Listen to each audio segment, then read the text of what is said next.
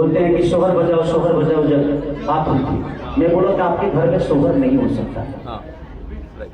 मैं इसलिए बोला था वो बात कि ताकि इस बात को उनको लगे और भाभी को अपना के और मेरे बात को झूठा साबित कर। मेरा विषय वो नहीं था, मैं बददुआ नहीं दे रहा, मैं उनके लिए ये सब इसीलिए बोला ताकि मेरे बातों को अमन करके कम से कम अपनाए और मेरे बातों को खेसारी को झूठा साबित करिए कि देख तू बोलता था ना कि मेरे घर में शोहर नहीं होगा, आज देख मेरे घर में शोहर होता है। उससे बड़ी खुशी हम लोगों के लिए क्या होगी? ये बताइए कि अगर दोनों वो एक हो जाए तो उसमें मेरा क्या फायदा है?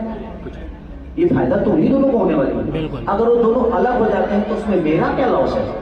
लॉस हम दोनों को होने वाली है। चाहे आप सब जितने भी पत्रकार बंधु हैं, आप लोग उनके बारे में बात करते हैं तो उनके भलाई के लिए करते हैं, ऐसा नहीं जितने भी बच्चे उनके बारे में आज बुरा भी बोल रहे हैं तो उस बुराई में भी उनका भला ही है, क्योंकि आप गलत करोगे तो भाई सिर्फ आप तारीफ सुनना पसंद करते हो। नहीं, मेरे कहने का मतलब कि जब तक किसी भी चीज की आलोचना नहीं होती है ना, इंसान अपने अंदर सुधार नहीं करता। मैं भी गलत होता हूँ यार, ऐसा नहीं कि मैं भगवान हूँ, मेरे अंदर भी बुराइयां हैं, लेकिन मुझे ये पता नहीं है। आपको बताना पड़ेगा कि भैया आप यहाँ पे गलत हैं, क्योंकि आपकी कोई भी चीज आपको समझ में नहीं आती है, लोगों को समझ में आती है कि आप कितने सही हैं और कितने गलत हैं। तो मैं इसीलिए मैं तो चाहता ही नहीं था कि आप उनके सवाल नहीं, मैं खेसारी जी सवाल इसलिए है ना कि वो भी चुनाव में हैं, आपके बारे में भी चुनाव में कहा जा रहा है। अब वो जब वीडियो वायरल हुआ रोते हुए, उनकी पत्नी रो रही थी और सारी बातें आपने भी देखी होंगी। उसके बाद पवन सिंह एक इंस्टाग्राम पे स्टोरी डालते हैं कि वो टिकट मांगने आई थी और टिकट का जब बात नहीं हुआ हम बोले कि कैसे टिकट मांगने ये कौन सा विषय हो गया? अमित शाह जी हैं, उनका टिकट आज तक मिला है जो दुनिया को टिकट दे रहे हैं, ये कौन सा विषय हो गया?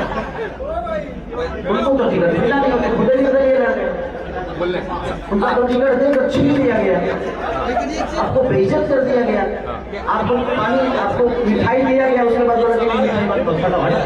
एक सवाल है हमारा, एक सेकंड भैया, एक सेकंड खेसारी भैया, हमारा एक सवाल है। इस करीबन मैं ज्योति जी का करीबन 10 इंटरव्यू मैं कर चुका हूँ और जब भी इंटरव्यू करता हूँ तो आपके बारे में 2 बात जरूर ज्योति जी करती है। कहती है कि अगर भोजपुरी इंडस्ट्री में अगर कोई सबसे खास है हमारे लिए तो वो है खेसारी लाल यादव, क्योंकि उनको मैं अपना भाई मानती हूँ।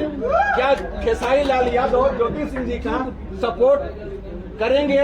क्योंकि पिछले लोकसभा में खेसारी भैया आप काराकाट के क्षेत्र में आप आए थे पवन सिंह जी के बुलाने की वजह से, क्या इस बार ज्योति सिंह अगर चुनाव लड़ती है काराकाट से तो क्या आप उनका सपोर्ट करने के लिए आएंगे कि नहीं? ये सवाल है और काराकाट की तमाम जनता ये जानना चाहती है, क्योंकि मैं आया हूं खास करके आपसे यही जानने के लिए। मैं आपके सवालों का जवाब देता हूं। अगर ज्योति जी को कोई टिकट दे या ना दे, मैं पूरे बिहार की जनता से बात कहना चाहता हूं कि उस महिला को कोर्ट ने अभी तक कोई डिसीजन नहीं दिया, उस महिला को पति से इंसाफ नहीं मिल रहा। एक बार अगर वो निर्दलीय भी आती है ना तो आप लोग उस औरत, उस महिला को, एक उस बहन को, उस मेरी भाभी को, उस माँ को, क्योंकि जिस हिसाब से वो मुझे भाई ही नहीं, मैं उनके अगर बोल भी अगर रिश्ते से जोड़ा जाए तो वो मेरी माँ भी हो गई, मैं उनका बेटा भी हूँ और भाभी हमेशा माँ के सम्मान ही होती है। तो मैं एक बेटा होने के नाते मैं उस माँ के लिए बोलता हूँ कि अगर वो महिला निर्दलीय भी लड़ेगा तो प्लीज आप लोग उनका सपोर्ट करें। खेसारी प्रचार करने जाएंगे अगर ज्योति सिंह निर्दलीय उतर? मैं बिल्कुल जाऊंगा, क्यों नहीं जाऊंगा? अगर उनका हक मेरे ऊपर है, वो चाहती है कि मेरा बेटा, मेरा भाई, मेरा देवर, मेरा लाडला अगर मेरे लिए आए तो मैं पूरी दुनिया का विरोध करके मैं पवन भैया के लिए गया था कि नहीं गया था? देखिए मैं सबसे जो बोला था, मैं ये बोला था कि मैं थूक के चाटने वालों में से नहीं, मैं उनको कुछ नहीं बोला था, लेकिन उसको तोड़ मारो के दुनिया ने जो भी बता दे। भाई मैं थूक के चाटने वालों में से नहीं हूँ, दुनिया क्या करती हूँ मैं उनका विषय, मैं ये शब्द बोला था। बट उसको तो भाई जिसको बनाना है तो मेरे शब्दों से कहीं से कुछ भी नहीं डाल के गलत तो साबित करना है। अब जिसको मुझे गलत ही साबित करना है उसके लिए कोई विषय नहीं, उसके लिए मैं तो कुछ भी बोलूंगा तो गलत ही साबित करेगा। तो मैं